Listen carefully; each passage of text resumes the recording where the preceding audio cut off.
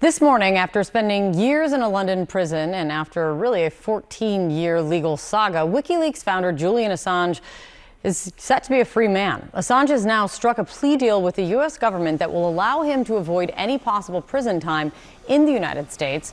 As part of the deal, Assange will plead guilty to a single felony count of illegally obtaining and disclosing national security material, which includes one of the largest leaks of confidential military information in American history. Joining me right now is a Democratic Senator from Rhode Island, Jack Reed. He's the chairman of the Senate Armed Services Committee. It's good to see you, Senator. Thank you for coming in. Julian Assange, a free man, likely to avoid any prison time in the United States. It's a far cry from the charges that had been brought against him. What's your reaction to this final twist? Well, my reaction is that he clearly stated he was guilty.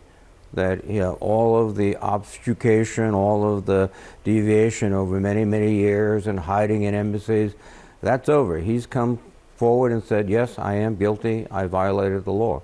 The issue of custody, I think, is less important than his unconditional declaration of his guilt.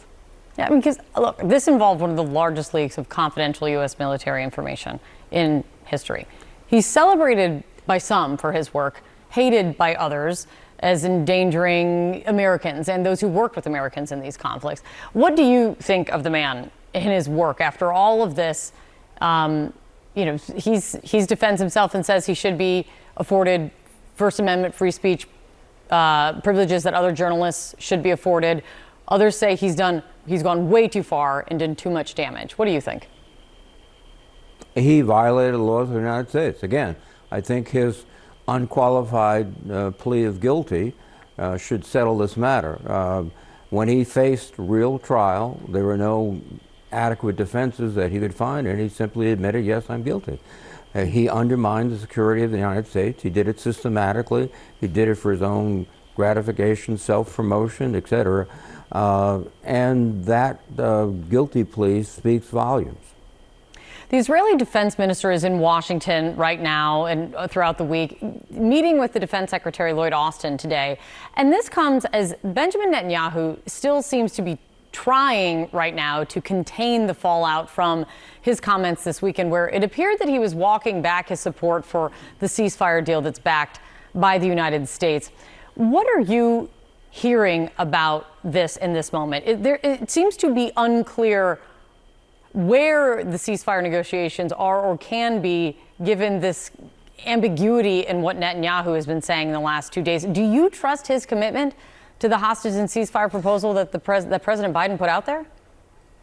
Well, Netanyahu has been politicizing this issue and many more for his own, I think, advantage politically within Israel. I think the critical issue here is that the military, the IDF, the Israeli Defense Forces, have raised serious questions about his leadership. Principally, what's the end game? Where are we going to go? We cannot continue to simply combat individuals in Gaza.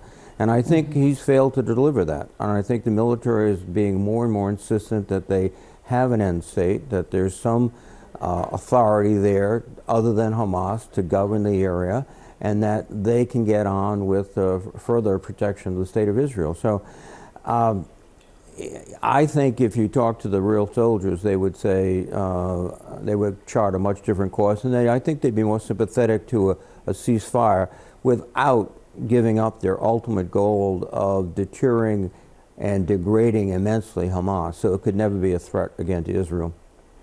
Senator, one thing on your plate right now is the National Defense Authorization Act. I mean, this is, for all who don't follow the NDAA, this is a massive bill that sets Pentagon policy, guiding funding for the year ahead. Included this time in various versions is a proposal that would make registering for the draft automatic, and also a move in the Senate to expand it to women for the first time. What's going to happen with this? Well, I think it is an entirely sensible idea. It was recommended by a national bipartisan commission on national service. And we took that recommendation, and it was in 2016 and 2017 publicly supported by all our uniformed chiefs of staff because it makes sense. 17% of the military today is composed of women. They're in every aspect of service, combat arms, technical services, etc. And we're in a situation where all we're trying to do is register. There's no draft in place today. It would take Congress to act, to pass legislation, to create a draft, and in that legislation they could make distinctions, clarifications, whatever Congress thought.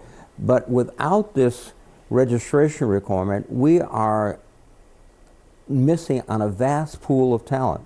I mean, it's interesting, we're talking about Israel. Their armed forces have been gender neutral for decades and decades and decades. And they're one of the most effective fighting forces in the country, in the world, I should say. So what we're talking about now is simply if we get into a crisis, if we need to start drafting, that we want to be able to draft the most qualified individuals in the country, and to separate it by an arcane sense of gender is, to my mind, not in support of our national security. Let's see where it goes. It's come up before. It's always been scrapped before the NDAA has gone forward and never become law. It's all on your plate now. Senator, Chairman, thank you so much for your time. Thank you, Kate. Bye now. Thank you. John.